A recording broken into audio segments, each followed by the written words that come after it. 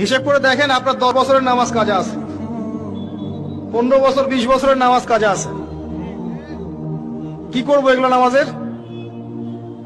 আল্লাহর কাছে মাফ চাবো, ইনশাআল্লাহ আল্লাহ মাফ করে দিবেন, এটা একটা অপশন। যদি না করেন, এই নামাজগুলোর কাফফারা কে দিবে? এই নামাজগুলো কি টাকা পয়সা হিসেব করে হুজুরকে খাওয়ালে হবে? এখন এক নতুন একটা সুন্নত বের হয়েছে, মানুষ মারা গেলে হুজুরকে ডেকে বলে আমার আব্বা 10 বছর নামাজ পড়ে নাই, হুজুর কত টাকা দিলে নামাজগুলো কাজা হবে? হুজুরও বলে হ্যাঁ, প্রত্যেক নামাজের জন্য যদি 500 করে দেন আমি ওয়াক্ত ওয়াক্ত হিসাব করে পড়ে দিব। তো এদিকে দুই দিক থেকে তার লাভ, সে অর্থ পেল, নামাজ পড়লো, তার নিজের নেকি হলো, তার বাবার কিছুই হলো না। তো এভাবে কি হবে? আদায় করতে হবে। আরেকটা সহজ বুদ্ধি আছে, একটা না দুইটা। আল্লাহ পাক আমাদেরকে তৌফিক দান করুন।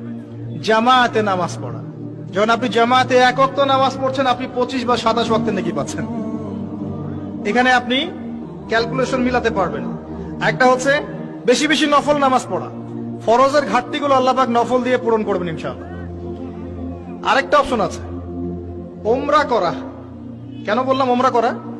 ওমরা করতে গেলে আপনি কাবা ঘরে হারামে নামাজ পড়বেন, আবার যদি আপনি মদিনা জিয়ারত করতে যান